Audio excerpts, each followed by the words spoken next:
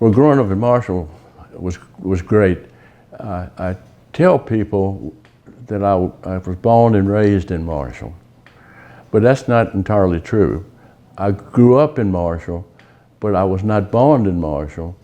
And would you believe that I was born in Delaplane, Virginia? And I was born 7 months after Pearl Harbor, and they had gas rationings.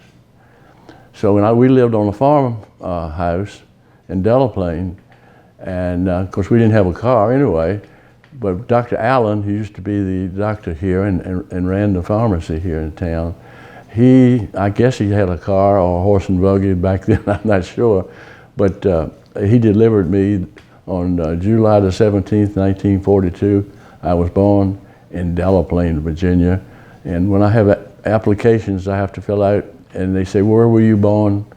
And for a long time I said, Delaplane, Virginia, and I had to explain that Delaplane does not have a hospital.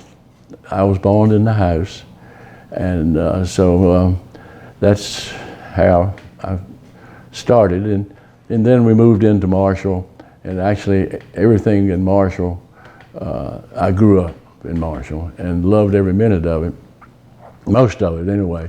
Okay, I went to Marshall, all grade school and high school, all 12 grades, and I used to tell people that they asked me about kindergarten. I said, well, I was actually skipped kindergarten because they didn't have kindergarten back in my day. So actually, I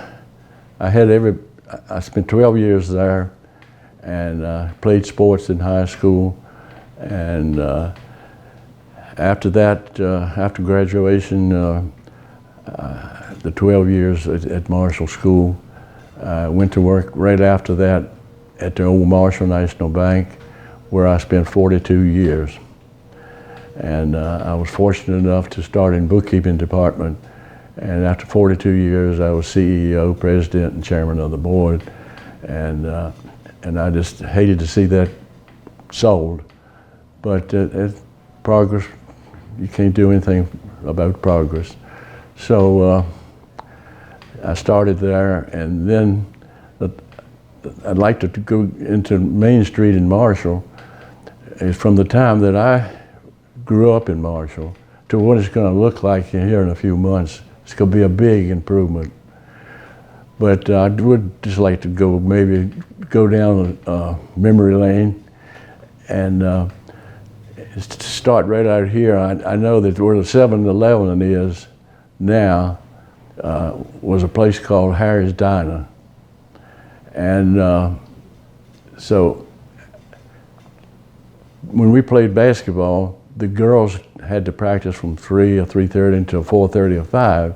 And so we had some time supposedly to study, but we were at Harry's Diner where you could get a bowl of mashed potatoes and gravy for 5 cents. So that's where we would come and hang out.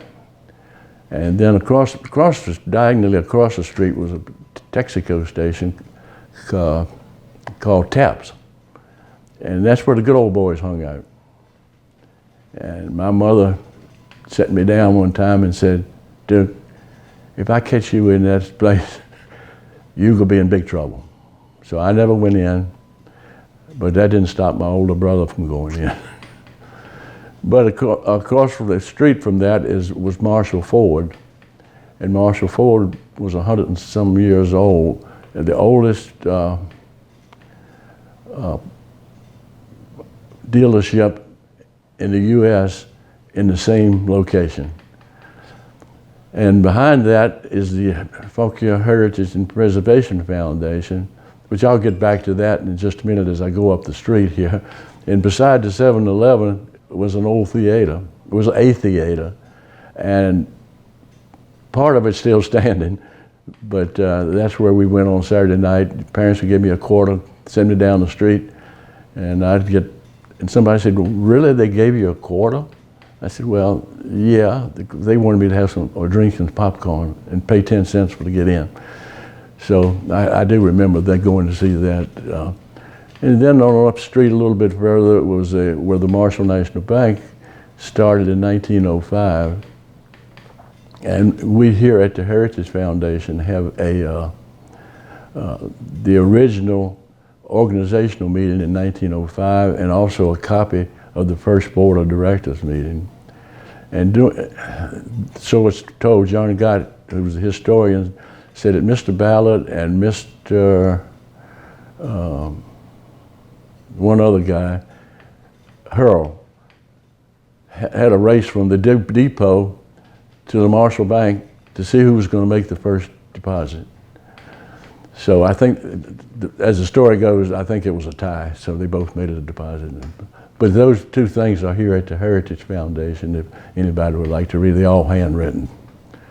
And then across the street, we had then the Marshall Bank moved across the street to what is now the Whole Ox. And if anybody needs to go get some good food, the Whole Ox, go see Amanda at the Whole Ox, and she'll take good care of you. And that was also the post office. And then eventually the post office was moved next door, and it became a little bit bigger. And and also just before that is used to be a hotel. And then it was bought out, and a couple of restaurants have been in there since then. But then if we went up the street a little bit further, you come to the Marshall National Bank, where I spent 42 years. And it was a good education for me, because I didn't get a chance to go to college. Back in my day, didn't have community college, and we didn't have enough money to send me to college. So I always tell my kids, when they ask me where I went to college, I said, well, I went to Hard Knocks. And they laughed and laughed, and finally someone mentioned Hard Knocks on the TV, and they said, Dad, you really went there, didn't you? And I said, well, I'll tell you about that later. And across the street from them used to be the Western Auto, and then it used to be the GA Variety Store. And the GA Variety Store had a TV in the window, and that's the first TV that I ever saw, was going up there and watching a little TV at night. But anyway, and then also directly across from the bank was the Marshall Hardware. And right next door was the house where Norris and Lou O'Bannon, who ran the hardware, that's where they lived. And Norris and Lou and their son Johnny, and Johnny and I were best of friends, and I spent a lot of time in Norris and Lou's house. And that has been turned in now to a Field and Main, excellent restaurant. So if anybody wants to get a good meal, come to Marshall. You can get that. And what's his? I can't think of his name. Anyway, the guy that owns it. Anyway, I can't think of his name right now. But anyway, just go see him. He'll get you a good meal. And it's really remodeled that house, and you would not believe how it looks like and how it approved Main Street. And just before that, it was a house Miss Minnie Gott lived in, and John Gott, our historian, and this library was named after John, and that's where he grew up. So I guess getting back, I'm almost finished. Getting back to the Heritage Foundation, I just wanted to put a plug in for that and how we got to that and how we organized that. Bob Sinclair, a good friend of mine, had the Fauquier Heritage Foundation on a house that George Thompson owned and let them use it. And I guess I was involved in the historical part of with us. We didn't have anything, we didn't have any money, we didn't have any, but this building that we're in today went on the market for $100,000, and we didn't want that to be sold and put up townhouses or whatever they would do here, because I believe it was the oldest Baptist church in the state of Virginia. And we didn't want that to be torn down. So they came to me when I was president of the bank, and I maybe shouldn't tell this, but I did get by with what I did.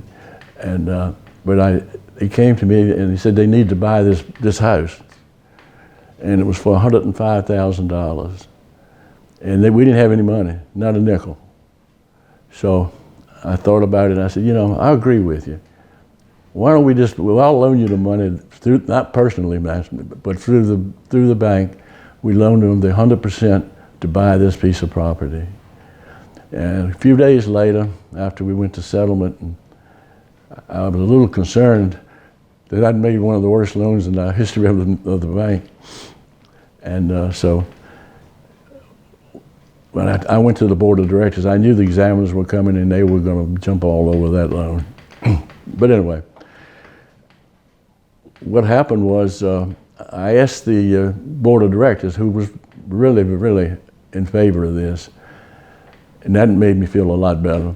But they said that, so I asked them if one of the directors, and a lot of them could afford to, was to guarantee 25% of it, and that would make it a 75% loan.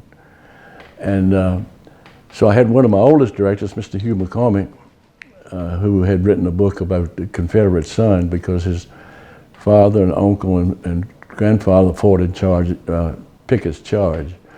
And he was like 97, 98 years old. And after the meeting, he called me aside and said, Duke, now what was that 25 you were talking about?